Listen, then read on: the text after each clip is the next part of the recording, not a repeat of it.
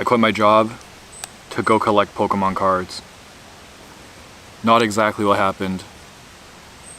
Quite a few things in between. Bit of a long story that I would like to share with you guys. Really important, really big choice that I had to make. Probably the biggest one in my life that made the difference, made all the difference. Yeah, where do I even begin? One really strong feeling or emotion I get when I talk about this is that feeling, that first second of realizing that you have quit your job, or that I did indeed quit my job. Like, that very moment felt incredibly surreal to me, and it's really hard to explain how that felt. A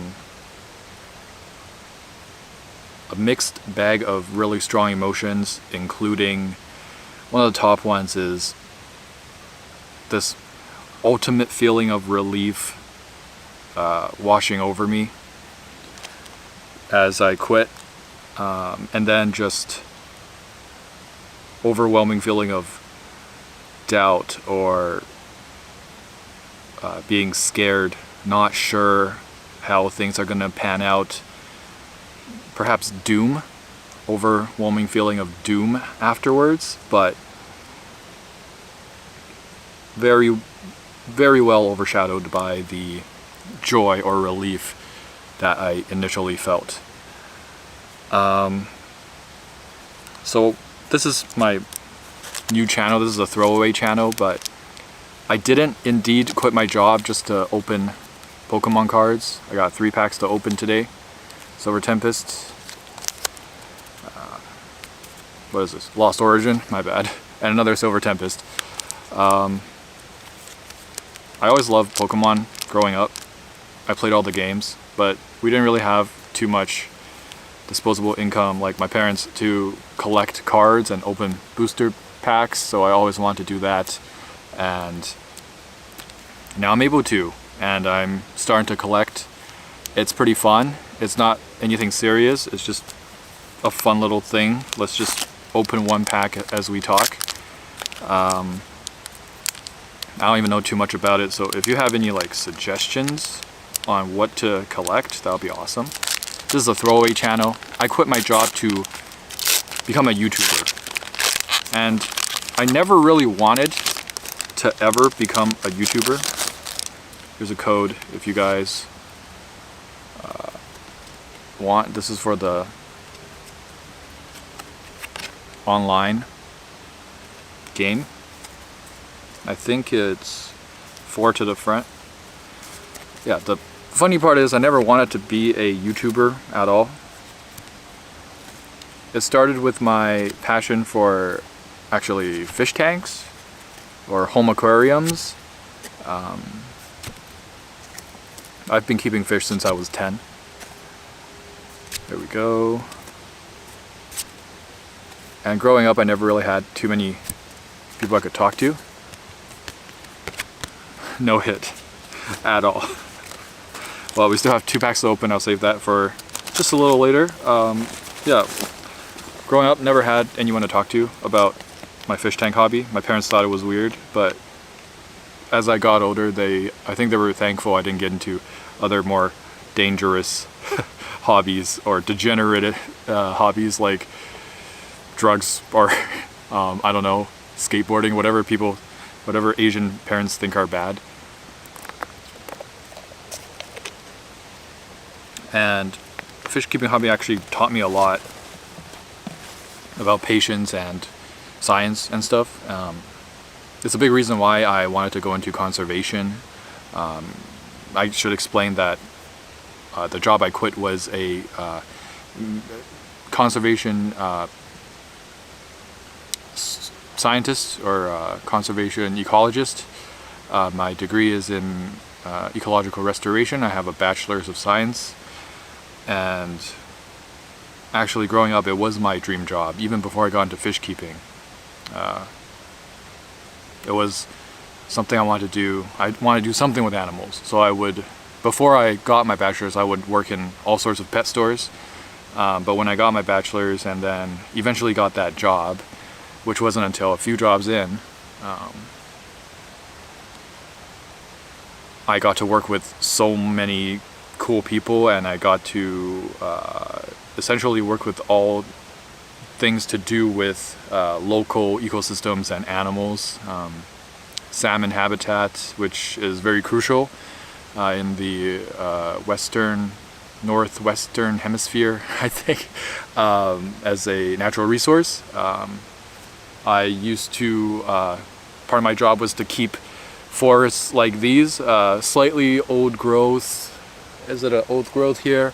Slightly what's left of an old growth forest that's in the middle of sort of like a recreational city area, healthy and thriving, keeping up the biodiversity so that the ecosystem can stay healthy even when there are threats like disease and invasive species.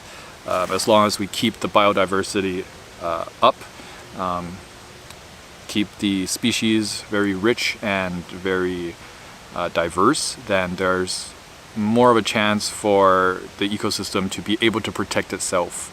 And that's kind of what you essentially want when you're trying to protect an ecosystem. We can't really do too much except for protect the important things in order for the ecosystem to protect itself. And so part of my job is to go to all these sites that are high risk for, almost irreversible damage, and or places that have been developed or damaged in some way, and prescribe the necessary treatments to get it kind of back on the right track. There's ecosystem restoration, and then there's also ecosystem enhancement. If the place has been restored or doesn't necessarily need restoration but can be enhanced in some way, that's also a good thing to do. It can help surrounding ecosystems that might need restoration to be able to bounce back even easier. Just the gist of what I do. So it's actually pretty holistic.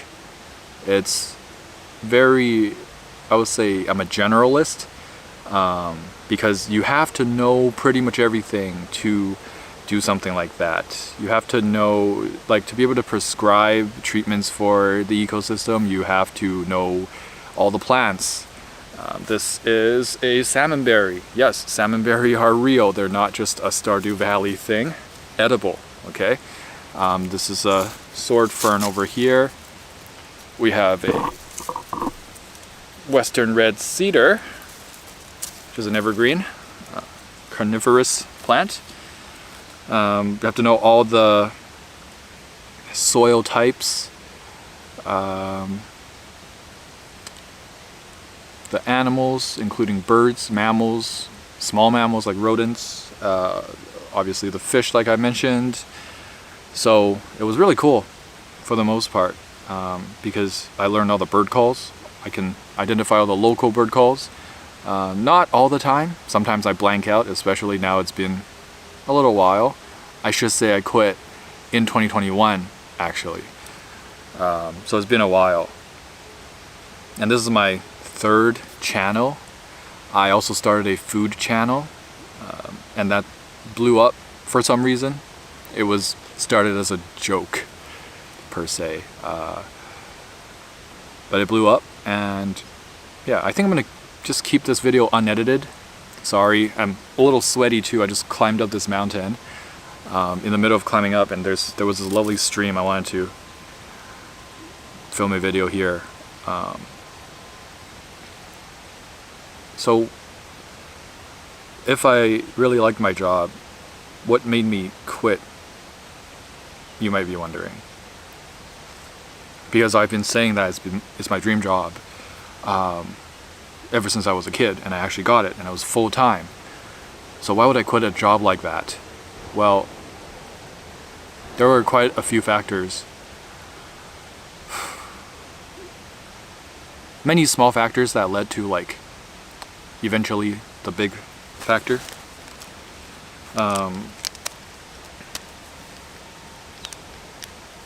I mean, the one thing or two things that was not the reason that a lot of people do quit their jobs for are the coworkers, the boss, and coworkers and boss, I guess. Everyone at that organization I work with, it's a nonprofit, they were amazing. So I can't even say it was the boss or the coworkers. They're people I look up to still to this day. They're people I really enjoyed working with, that really respected me and cared about me on a deep level. It wasn't just like those corporate, we are family, so give up your weekends sort of thing. No, I was encouraged to take breaks, and I was encouraged in every way. It was probably the best work environment. So now it's more confusing, like, why in the world did I quit, right? I live in a pretty expensive city. A non-profit organization doing research for the betterment of the ecosystem. There are better ways to make money, in a sense, and if I'm trying to be realistic here, trying to be real, it wasn't enough at all to be sustainable. I was drowning. I was really drowning, and I was living with my parents at the time, and you know, I can't live with my parents forever, right? But it's impossible to get a place and not be just in debt for the rest of your life. If it's impossible to do that if I stayed at that job, which kind of is the foundation of all the other little things that tack on it, like that feeling of not being able to ever climb out of the situation. I feel like that sort of environmental industry, a lot of people go into it thinking like, I want to help the environment, so I'm going to go into it. But the reality of that is, it's very different. It's extremely competitive to get like a consultant job position. I'm not competitive enough to do that. And also a very coveted position in the environmental sphere of job opportunities is working with the municipality or any government body. And we have this municipality that it probably employs the most people. You have the best chances here. So other places, even less chance, okay? And I just hear these stories, and I mean, I went through it as well. But before I went through it, I heard these stories. I didn't want to believe that it was true, but permanent hires are, even at this hiring, at this place to work, permanent hires are so rare. And it's just like summer jobs. You have a bachelor's and sometimes even a master's, and you just work summer jobs or terms. Like, you're always looking to see if you'll eventually be hired full-time. And most of the people there never do. They're always struggling. Like, they'll be out of a job in 8 months, and then they might hear back for rehire for that casual term or that contract in the next sometime in the next 4 months. They might not. So what are you supposed to do with that, right? You can't build a life with that sort of uncertainty. And I was so fortunate that my nonprofit organization gave me a chance. They saw something in me that they believed in, and they hired me. And like, my boss was incredible. I really miss her, and also the amazing place that we worked at. The work environment was totally insane, very good. So that's some of the top things I miss. from not working there anymore. But yeah, that industry is just not what I was looking for. Everyone wants to help the environment and get paid for it. So it's no wonder it's competitive, right? It's different when you have a desire to do it than when you're allowed to do it. And I think there's just not enough job opportunities that actually can pay a livable wage in a expensive city, unless you're really, wow, I'm getting no hits, this is incredible. Forest luck is not it. I have 1 pack left that I will save probably at the end of this video. I'm sorry it's dragging on. I don't have a script. I'm just saying whatever comes to mind and trying to tell my story on how it happened. So not being able to see a future for myself, moving up, there's not much room to move up in a nonprofit. So that's very regrettable because I really liked the people there. And I would say I like the work there as well. It's the work I grew up wishing I could do. Restoration, caring for animals, caring for the ecosystem, our umbrella species, protect our umbrella species like bears and salmon and stuff like that, and a lot of other species under that umbrella gets protected as well. And I got to see so many things. I got to catch salamanders, tadpoles, do frog spawn research or surveys, do bird nest surveys, swallows. I can't remember what they're called anymore. One of my favorite birds. Oh no, it'll come back to me later. But yeah, woodpeckers and all the different sorts of insects. The salmon itself, we got to see some spawn. We get to help them spawn. We go to fisheries and just learning all sorts of plants. And I still do that, even though I quit my job. I still keep up with all things ecology. When I go hiking or go on a plant walk, some of my friends come with me and I show them, like, what's this called? What's that called? They like to test me because they don't believe, like, you can just pick up a random plant or point to one and I will know what it is. As long as it's local, I do know what that is. And telling them about which species are invasive, how to get rid of them, best practices, what to eat, what's edible here. There's a lot of edible things, but there's a lot of also very non-edible things. So always consult a professional when you go out and forage, especially mushrooms. I don't know my mushrooms, that's one thing. So I'm not gonna try. I still keep up, and it's become like a very wholesome hobby of mine. And I think that's a good place for that to be. Like, it's very not Asian parent approved. You don't go to get a degree, especially in environment science, and not even use it, or use it as a hobby. That's some things that very, like, rich, privileged people can do. Like, get a degree just to make it into your hobby.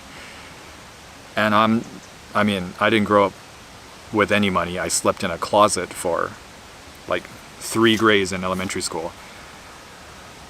Slept in a half garage. I don't think that was legal to do to my family like that. That's not legal to rent out your half garage. Oh, very uncomfy. But yeah, that was my childhood, like, not growing up with much money. My parents toughed it out for a few years and they made good investments and stuff, and so we're better off. I used to ask my friends, like, how much milk money did you get? Because in Mandarin it's called 牛奶金, which is actually government subsidy for low-income households. And my friends would all look at me like, what are you talking about, milk money? English is my second language back then, was my second language back then. So I would directly kind of try to translate stuff like that. And they'd be like, I've never heard of milk money. You get milk money? From whom? The milkman? I don't understand. And it wasn't until I grew up that I was like, oh, not everyone got government subsidies like that. Wow, tangent. So I don't even know what I was talking about before.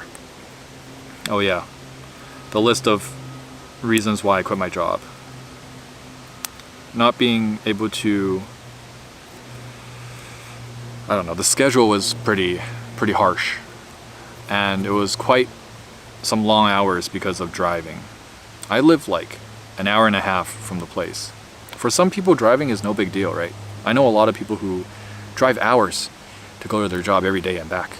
But for me, 1.5 hours there and then maybe 2 hours back because of rush hour traffic, I was falling asleep at the wheel and it was getting really dangerous, especially after a long day of work.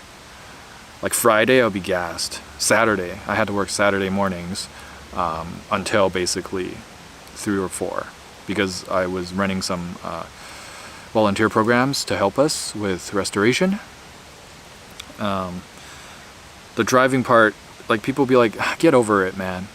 It's just driving. But it's not. It's really not. For some people, like me. It's a big deal. It's a small deal that becomes a big deal over time. Like, falling asleep at the wheel, everyone told me to be like, just pull over, right? That's what people tell you to do. It's not realistic. You want to get home because you want to rest, eat, prepare for the rest of the week. Like tomorrow, you got to work tomorrow. So who has time to pull over on a highway and take a nap just because you're feeling tired? You have to go home and cook and prepare for the next day. I think I did that once because it was getting ridiculous. But it is the right thing to do because that's the most dangerous thing. It's probably more dangerous than drunk driving. I don't drink, so that's definitely the most dangerous for me, falling asleep at the wheel. I've got rear-ended before from someone falling asleep at the wheel. Luckily enough, I didn't actually commit any atrocities. I was lucky enough to get away with being a little sleepy. So I couldn't even, I could not deal with that anymore. Enough is enough. On top of that, just little things nabbing at me, like if I'm driving this much and gas is this expensive and also so bad for the environment, just burning all this gasoline there and back, how much good am I contributing ultimately? I could tell myself like, it's okay, you're doing your best, you're doing the best for the environment. But really, how much good can I do? Wouldn't it have been better if I just didn't burn all that gas? On top of that, part of our job was to go back to sites we restored. And it's so frustrating and so like morale destroying to see your hard work planting new plants and doing all these restoration plans for that site, carrying it out, countless volunteer hours, and it's gone. Either a beaver took all the plants, or like when we set up beaver fencing so that the beaver can't take the plants or the trees, they get flooded, or they get overtaken by Himalayan blackberry, which is a super invasive plant. And you just look at the site and you're like, what did we even do last year? Absolutely nothing here mattered. I know that's not true. I'm sure it matters a bit to an extent. It's just horrible to see though. On top of that, you have to try to connect with a lot of landowners, people who have a lot of land, and sometimes they're pleasant, but other times they're like, they just don't give a crap about you, about the environment, about what you have to say about your work. And they don't need to, I guess, because it's their property, but they're just so mean about it.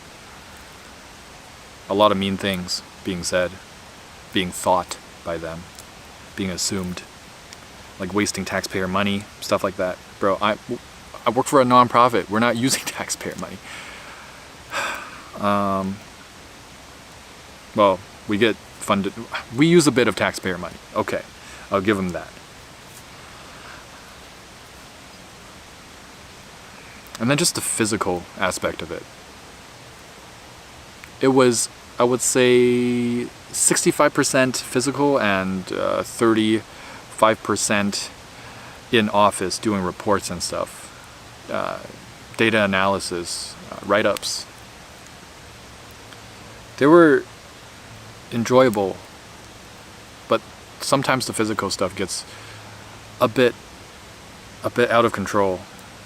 Like just seeing how many plants we had to plant for a site. Even with volunteers, like it's hard work.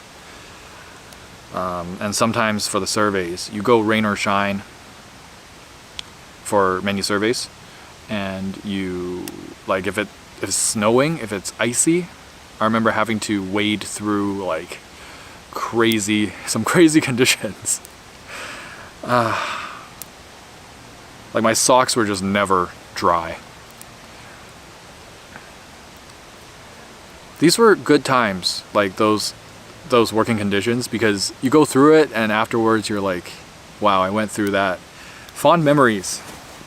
But at the time, coupled with the really low pay, unsustainable pay, you just feel this sense of doom, like, am I going to be doing this when I'm 50? How am I going to be able to keep that up? My body is quickly deteriorating because of this. And I'm not even able to live here with this kind of pay. I'll have to live with my parents until I'm 50. I don't even know what that would look like. There's so many things going on in my mind that discourages me so much. And I guess it was more serious than I'm making it out to be right now, because, and I haven't even told my coworkers or boss this, and it's not their fault at all. It's nobody's fault. Maybe my own. But I would sometimes be doing a salmon survey or just standing in the river, and I remember just standing there at least twice. I did this, and I just imagined what it would be like if I just submerged myself. Yeah, it got dark real quick, but I'm literally sharing what happened. And I think the second or third time I did that, I said out loud, like, something has to change, or this is gonna go in a very bad direction. And I think by then I started to really think about quitting.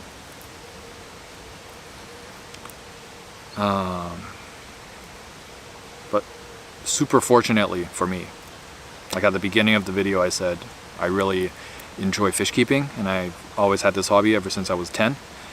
I had no one to share with, so I started posting videos, weekly videos-ish, onto YouTube. Like, nothing too serious. I never wanted to make it a career. Never wanted to be a YouTuber. But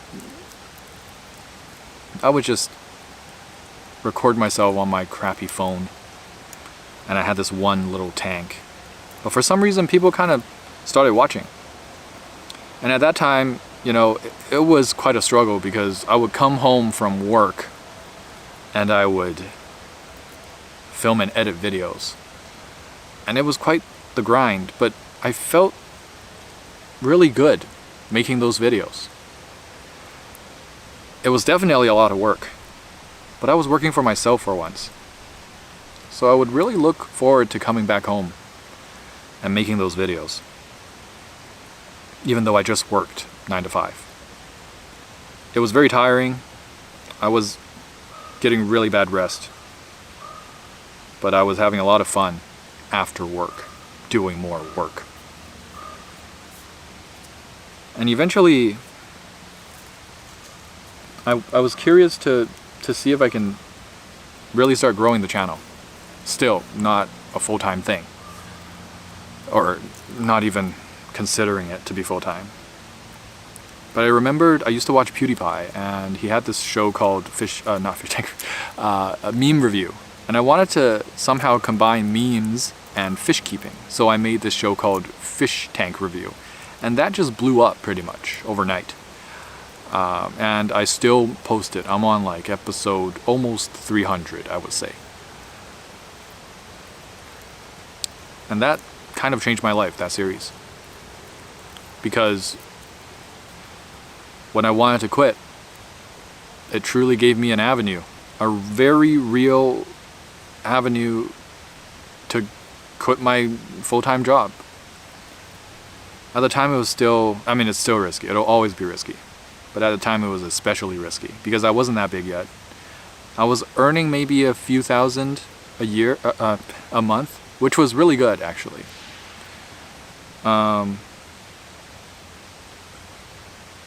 Maybe more than my job, which was another selling point for me to quit and go full-time YouTube. Another selling point I remember is when the big C hit globally and lockdown, stuff like that. I was temporarily laid off by the nonprofit organization with the promise that I would be hired back, and I was hired back. But during my layoff, what I realized and noticed is, people say like get a stable job when you grow up, do the 9 to 5. It really made me think like, what is a stable job? Because I got laid off by my real stable job. But I was still earning from YouTube. YouTube didn't lay me off. You can't really get laid off from YouTube. That really made me think, because at that very moment, for those few months I was laid off from my real job, YouTube really became my full-time real job. And I didn't get laid off by YouTube. I got laid off by my real job. So I was thinking, wow, is that really the real one then? Is that really the more stable one if you can get laid off by it? The answer is probably still yes, especially if you get a government gig. But probably a little less unanimous in my mind since then. Like, what is a real job? So there was a lot of difficult conversations I had with my now wife. I actually got a cut right down there 30 minutes ago. Yeah, difficult conversation with my real wife, with my now wife, married for a few months now. Back then she was still my girlfriend, or not even fiance yet, when I quit my job. Difficult conversations with my parents and also my boss and coworkers. My boss was giving me so much solace and grace. She's like, would you instead like to just take like a mental leave? So that was really hard to say no to that. Very caring workplace. I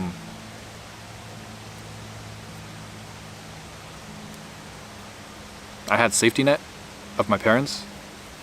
I had savings that I saved up for like 6 months to look for a job if things don't work out with YouTube. And just plans to get rehired by something. And keep my expectations low. Keep my,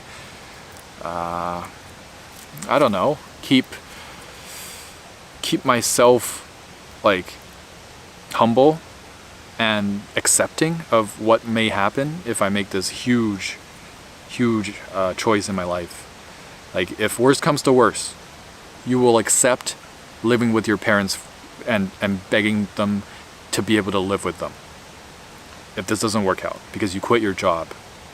So you have to accept that, Chris. When I accept that, I think I had peace. I felt more at peace because I can accept what is the worst outcome. And what else?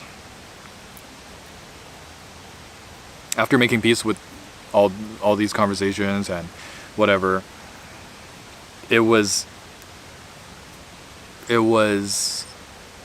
like, people don't tell you how scary it is, because after you have all the conversations with the people that are helping you make the decision, or like you have to they have to accept that you're making this decision, because as much as I want to say my life is my own, it is, but I also have to respect decisions of other people in my life that are truly part of my life in a big way. And if they really are, I have to convince them wholeheartedly that this should be the decision I'm making, and I want them to accept it and also to support me in that decision. But after they do that, nobody tells you that you're just face to face with no one around with this huge decision, the actual act of quitting. Now you're trying to convince yourself, because once you get over those external barriers, you're like, oh, I actually have to do this thing for myself. Am I really gonna do this? Am I really going to be potentially throwing my entire life away right now?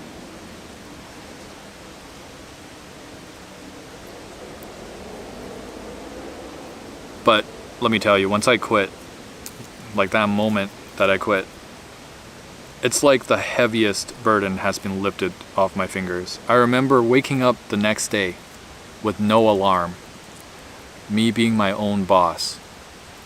I'll never forget that moment.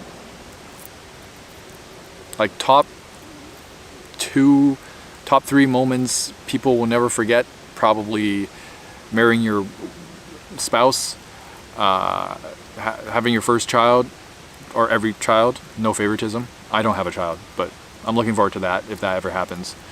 And third, for me at least, quitting my damn job.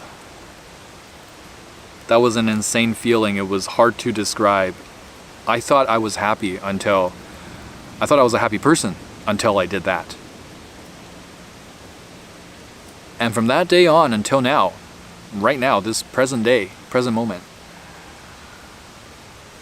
it's just so freeing. It's just like, Eren Yeager, freedom, true freedom, but I actually reached it. Sorry, Eren. I reached it without dying. Knock on wood. You get to set your own schedule. You get to set your own hours. You get to make your alarms. You are your own boss. And there is no better feeling than that, I feel like. In the career sense, right? I think that alone is worth the risk. It's so incredibly freeing. It's so incredibly freeing. It's so incredibly joyous for me to not have to work for someone. To work for myself. And even till this day, when I work hard, I work long hours, but it feels so damn good. It feels so incredibly good. I want everyone to be able to feel this feeling.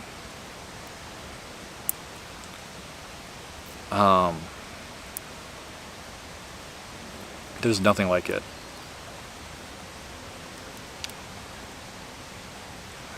You get to make your own vacation. I don't take much vacation, actually. I haven't taken a vacation longer than 6 days since I've been. That's not true. It's not a vacation, but I took like a little break here to there. Maybe 2 weeks. But I always regretted it because I come back and I'm behind on all the content, So obviously there's a lot of con to doing YouTube full time, and I like I said, I never wanted to do YouTube full time. I don't know what my dream job is, truly. I thought it was my last job, and it wasn't, because of the practical conditions, or impractical conditions. It was just taking too much from me, mentally. On paper, it was good. Oh man, that's a lot of mosquitoes. I'm getting bit. I should have brought bug spray. Yeah.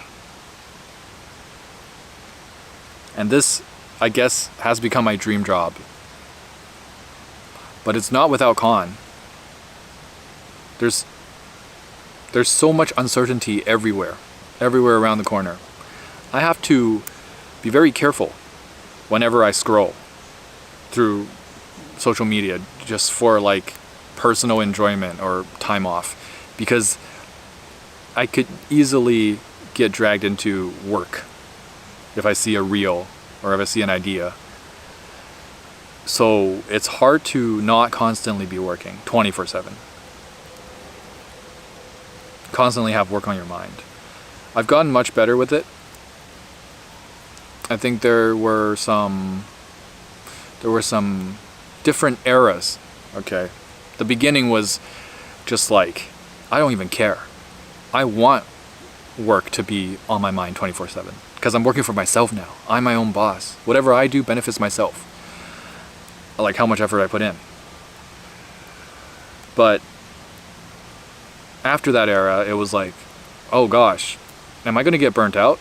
This is a recipe for disaster. I can't catch a break. I can't truly not work. And now I'm in the era of like really getting very good at that. I am very respectful of my time off now. And I try to set a very good schedule. Sometimes, you know, it's hit or miss still. But I've come a long way from when I first quit in 2021.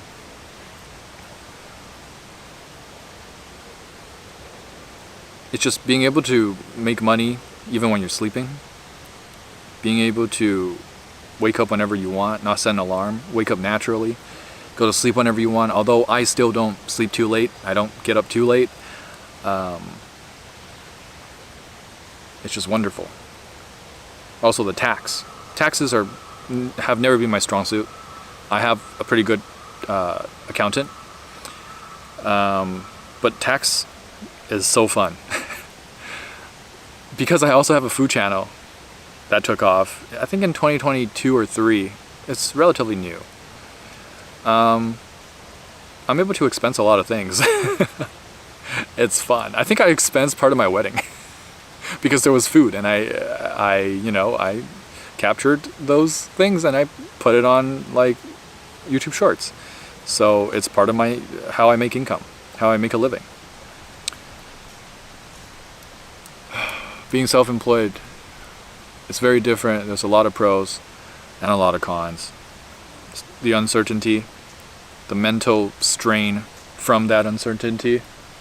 The comments, a lot of comments are not very fun. I have thick skin, so, you know, it's a pretty good match for myself because of the thick skin.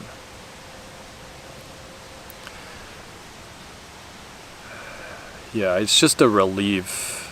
I just can't get over how relieving it was to quit. I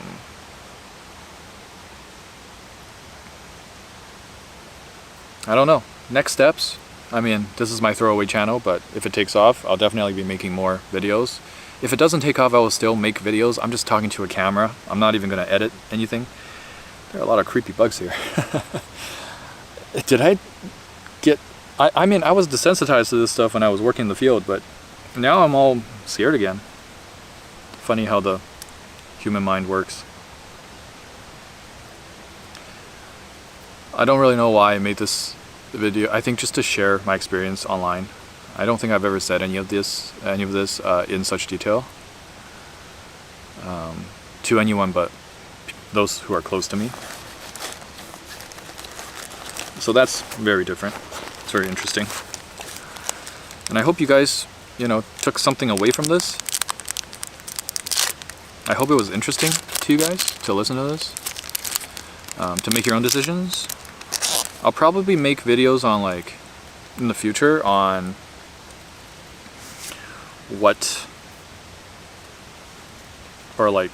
how I knew it was time to quit, or should you quit your job, because I do have some experience now, firsthand, what to do, what not to do, what I did before I quit my job, stuff like that, and what is self-employment life like. What are some of the things you have to do, must-dos, must-don'ts, Let me know if you're interested in learning or hearing about any of that. This is the worst luck I've had. 3-0 burgers. That's insane. I even bought like penny sleeves just in case I needed to protect some of these heavy hitting pulls. But I didn't get anything, not even a reverse hollow. Holy cow. That's crazy. But yeah, my new hobby, Pokemon collecting. If you guys have any tips and tricks, yeah, let me know.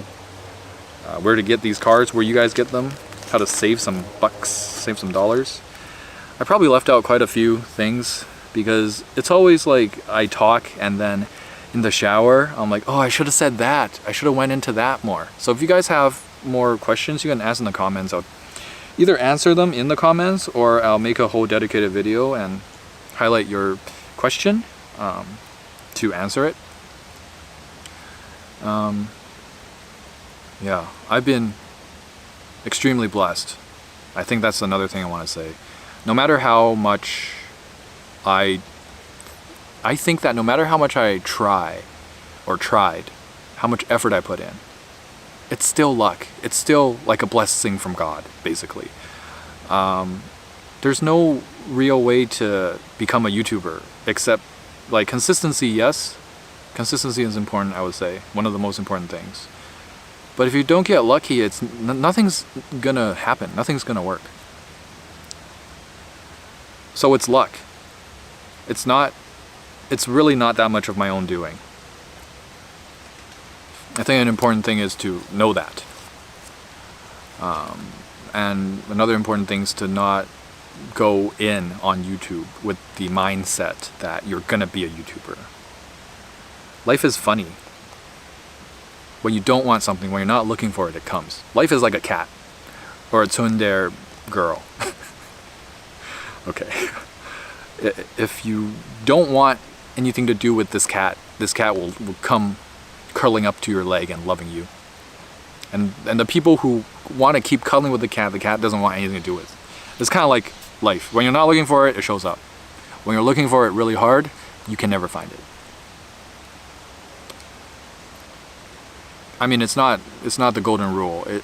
Oftentimes that's how it happens, and that's how I feel about many things. So I've been eternally blessed with this privilege to be able to just sit here in a forest. What even time is it? It's Monday, 2:27. I don't even know what time things are anymore. Oh, a new episode of Fish Tank Review just dropped. I should answer some of those comments.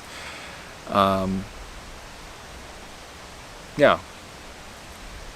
It's not my own doing, really.